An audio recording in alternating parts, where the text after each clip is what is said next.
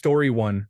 When people speak negatively about others and then pretend that it is normal, as if everyone speaks negatively about their friends and family. Story 2. Cigarettes. I can overlook a lot of things and behavior for the sake of a casual hookup.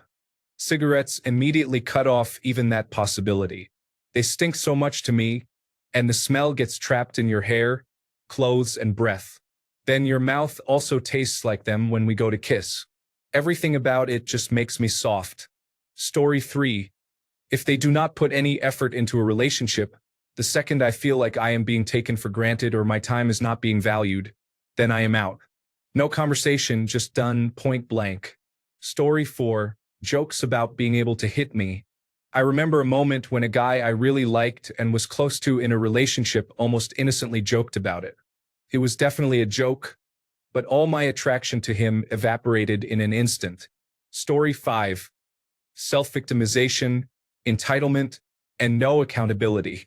The worst people I have ever met are the ones who blame everyone else for their problems, think the world owes them something, and will not do anything to better themselves or their situation.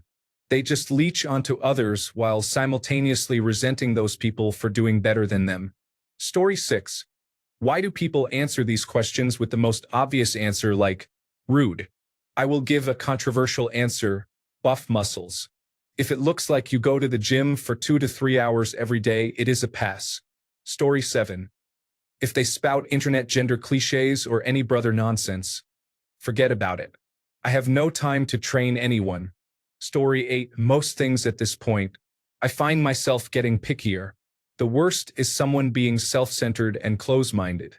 I do not want to be in a relationship with someone who loves only themselves and does not want to change in any way. Story 9. Ugliness as a human is among other really good qualities that others have described. However, if you are a cruel, uncaring, and uncompassionate person, you will lose me. Story 10. For me, it is about how much a girl is self-absorbed. More mirror time than talking time is unacceptable. Story 11. I was dating someone who confidently called a squirrel a raccoon. Her. There is a raccoon in that trash can. Me. Asterisk looks around, sees no raccoon. Asterisk. Me. Genuinely confused. You mean the squirrel? Still baffles me to this day. It was not just this. There was a lot of assuming knowledge and speaking before considering things. Story 12. You know how when little kids are on the playground or on a fun ride, they yell out "we"? I once dated a woman who never grew out of that phase. She would even do it in the bedroom, which was really strange and annoying. We would be having sex, and she would be like we. It was so unusual, and it bothered me so much that I had to end things with her. I could not stand it. That was the first and last time I ever dated a French woman. Story 13. When people in their 40s date 20-year-olds and then act surprised when their dates behave like 20-year-olds, there is a common denominator. Story 14. Being rude to everyone except the people from whom they want something is unacceptable. Being unpleasant to people in general is unkind. You can truly understand a person's character by how they treat those who can do nothing for them. Story 15. In consideration, I am a very responsible person and always on time. If I am going to be late for some reason, I always text before the scheduled time to inform the other person. I think it is very disrespectful to make people wait, especially on a date. I am not worried about 5 to 10 minutes, but over 15 minutes is too much. Story 16. If someone is racist, sexist, homophobic or transphobic, disrespectful of people and their beliefs, or closed-minded. Story 17. Negative compliments. You drive very well for a woman. You are quite active despite your larger size. You speak English very well for someone from that country. You are quite adventurous despite your profession. Story 18. When people constantly try to promote themselves or make themselves look good by making things up to gain your approval. Story 19. If their name is Mary, it is my mother's name, and for some reason, I cannot bring myself to be romantically involved with someone who shares my mother's name. Funny enough, I have no problem with Marie, which is more or less the same name but in a different language. Story 20. Being rude to service workers such as cashiers or waiters, or having an attitude towards me or others for no reason. Story 21. Fake machismo. I can't stand a man who pretends to be a badass. It's gross. My husband is kind, generous to a fault, a good dad, husband, and grandpa. He's active in his union with the apprentices and helps them however he can. He's a good provider and protector.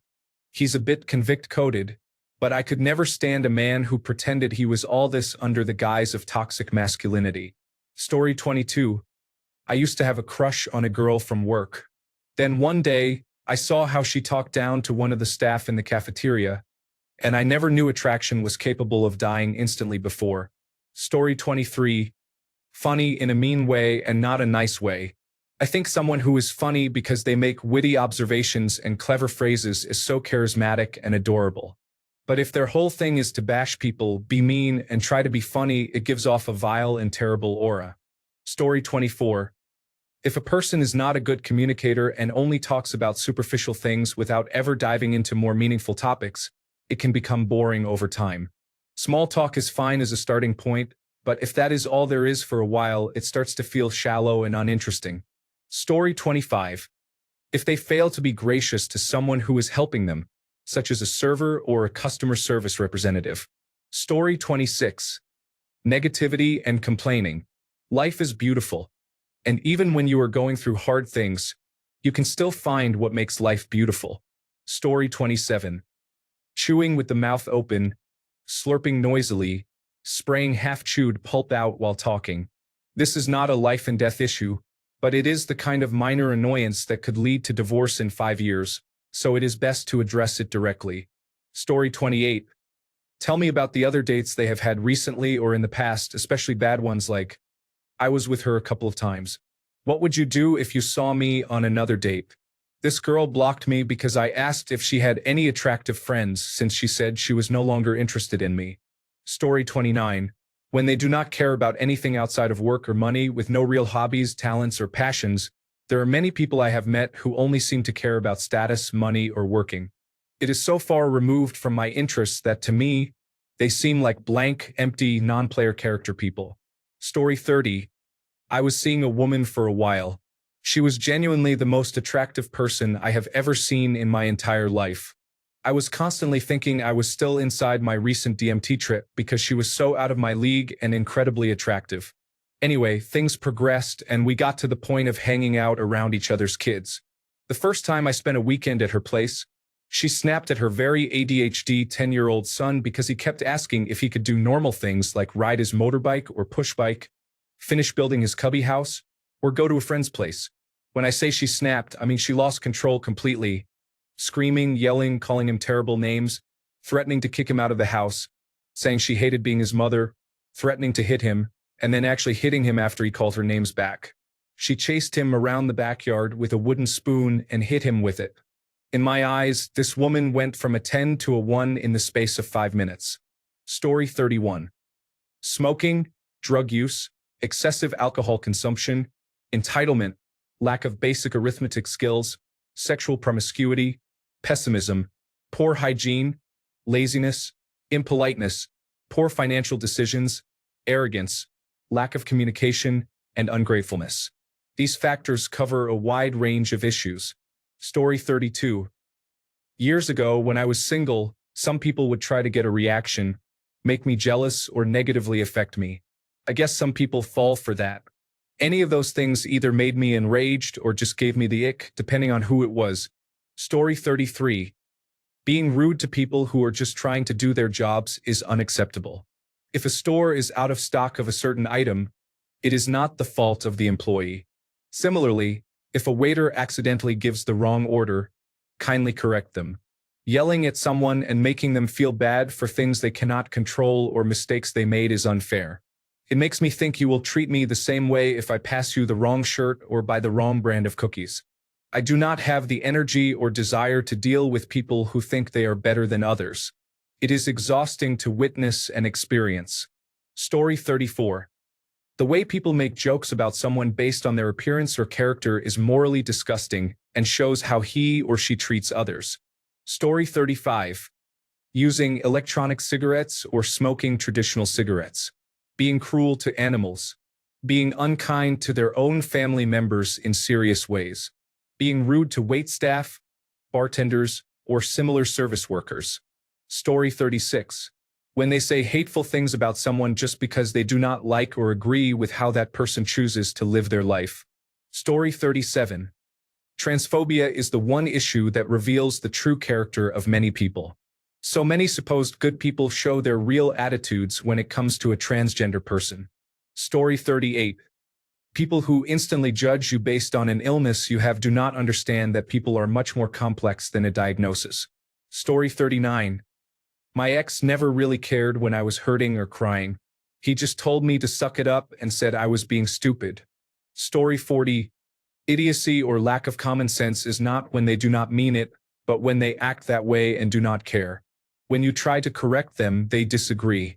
Story 41. An overall unpleasant and indifferent, entitled attitude. Being with someone like that is like listening to nails scratching on a blackboard. Story 42. Lying. No personale accountability. Mooching. Lazy. I do not mean lying around on your day off. I mean not getting a job and not cleaning up after themselves. Story 43. Constantly complaining, negativity, gossiping, arrogance, no empathy, and hypocrisy. Overall, always mad and angry about something and judging others while not wanting to be judged for their own flaws. This applies to both men and women. I am attracted to happy, easygoing individuals who do not take life seriously until it is necessary. If you are angry and uptight all the time, I will avoid you like the plague. Story 44. If they show even the slightest bit of being self-interested, I cannot stand people who think they are better than others. Story 45. They do not like animals. Sorry, but I have a freaking zoo here. If you do not care about them, what are we even doing? Story 46. Complaining all the time. Negative attitude. Poor emotional regulation. Bragging that I am better than you. Too much too soon. Cluelessness or lack of situational awareness. Story 47. Random unexpected racism. On a first date, mid-conversation, she used a racial slur with the hard R in reference to a certain group of people. I responded by asking for the check. Story 48. When they ask for money, they always have issues in their life. They show small-mindedness and have nothing to say. They exhibit laziness and are rude to people for no reason. They have no plans or ambition. Story 49. I went on a few dates with a girl I worked with, and she was incredibly rude and overly demanding with the waitstaff, bartenders, and service people we encountered. She was very attractive, but the way she treated people was a huge turn-off. Story 50. People brag about things that should not be bragged about, such as past sexual experiences or comments about previous partners, things a potential new partner does not need to know. Story 51. Objectifies women or sexualizes something unnecessarily. A man was chatting me up. He mentioned a conversation with a receptionist who was not good at talking, possibly because she had a stutter, and described it as, she talks like she has a penis in her mouth. Not everything is about sex. He kept referring to her as that oral sex girl 2 more times. I walked away. Story 52. Mean-spirited if they speak negatively about poor people, individuals with substance use disorders, and those in marginalized communities. Story 53. Them bullying me or treating me as a woman, innocent, delicate, etc., impairs me from doing my work and we are done. Story 54. Cruelty to food service workers, gas station workers, and customer service workers in general. Many of my relatives could not attend college for various reasons and all worked in customer service. I am stuck working in customer service until, hopefully, after I obtain my certifications. It is hard emotional labor at a minimum. Basic empathy goes a long way for anyone working hard.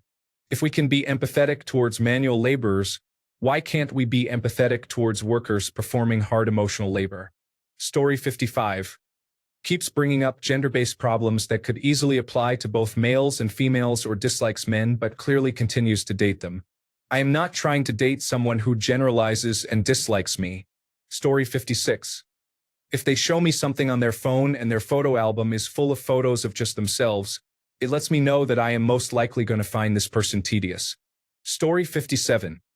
The girl yelled at a waiter for not attending to her needs while serving other people. She shouted an offensive word at the poor man every time he walked by. Story 58. If someone uses illegal drugs, I would not date them. I have had some friends and coworkers who have used drugs, but I would not date them. Story 59. Once, when I was in community college, I had a crush on a guy in my mathematics class. One day, I overheard him talking to another classmate and realized he was not smart. My crush ended. Story 60. If they are indecisive even when given options. We are getting close in my doorway. He asks, "Where do you want to take this?" I whisper, "The dining room table or the bedroom?" He says, "I don't know. Whatever you want." Immediate discomfort. I gave you two options and you still cannot be decisive. Nothing kills the mood faster than that. I lose interest as soon as the words, "I don't know," leave their mouth. Story 61. Using the incorrect to or the incorrect your. Spelling errors in general bother me, but these kill my lady would. Story 62. If they talk like a comment section, there are people who do not live in the real world. That fried internet and social media brain is the worst thing to be around. Story 63. When they are a know-it-all and ignorant of their privilege. I had a man from a super wealthy family, which he refused to admit, tell me to just save $1,000 a month to go on vacation with him. He spoke about it as if it was the easiest thing in the world and got annoyed with me for saying life was not that simple. I was working at McDonald's and earning $2,000 a month with $950 rent, not including utilities. He also said one time that he wanted to raise his future children in a European country where his kids would have to take the bus to go to places and that people just do not do that anymore. Everyone who does not have the money for a car does that. Story 64. Lately, I have been feeling disinterested. I work from home and do not have a very active social life. I try to meet people through dating apps, but everyone I meet shows complete disinterest and apathy. It has become so overwhelming that I started feeling depressed. I deleted all my accounts and decided to be alone, as it is better for my health. Story 65. All the ideologies and prejudices, unnecessary rudeness, even if it is not directed at me, no ambition, no curiosity about the world. Story 66. Anything that lets me know we are not on the same page about what my future should look like. People who tell me who I am and who I am not allowed to speak to. You can't speak to your best friend when she's upset. You're not her support person. You're now mine. People who tell me what they expect my work schedule to look like. If I'm not working that day, you need to call out. Actually, I think you should quit this job and get one with a schedule I like better. People who tell me what I should think and should not think. You don't actually think women should have careers. They should be home with children. Or, of course you want children. You just don't know it yet. I'll change your mind and set it straight. No, you absolutely won't. People who tell me what I mean, despite me clearly saying what I mean. Example, I like my job. I'm not leaving it. You mean you will when I tell you that you need to? No. I mean I won't. Ever. Oh, so as long as I sort of frame it like a question, then you'll do what I tell you. No. These are all immediate turnoffs that I cannot excuse or give a second chance to. Story 67. Not sticking to your principles when I offer an opposing point of view. I am not talking about people who change their minds when convinced by a different perspective. I can respect that. I am referring to people who retreat under the guise of, oh, that is what I meant, maybe I worded it wrong, when they initially provided the opposite argument leading to my rebuttal. Agreeing to disagree is acceptable. However, small lies and intellectual cowardice are unacceptable for me. Such people repeatedly offend until you realize the person you have invested your time in is nothing but a blatant liar with no morals or personality. The gaslighting is real. Story 68. Single mom here. When a single dad approaches me looking good and then their children appear looking unkempt, with messy hair, dirty or worn clothes, unbrushed teeth, and long fingernails, it proves to me that he is a neglectful parent and possibly self-centered. Story 69. If every single one of your former partners was a person who manipulated you and used you for your money, I don't think your former partners are the problem. Story 70. I cannot be serious. My spouse is going to have to handle important matters at some point. One of us will need to plan the other's funeral. We will also have to plan a wedding together. If we have children, we will need to work together to figure out how to raise them. Having fun is very important, but being able to manage important responsibilities properly is also essential. Story 71. When they are ungrateful, constantly say negative things, or care too much about what others think of them. For example, no, I cannot go swimming. My eyelashes will come off in the water. That really frustrates me. Thanks a bunch for sticking around till the end of the video. Remember to subscribe, and until next time, stay awesome and goodbye.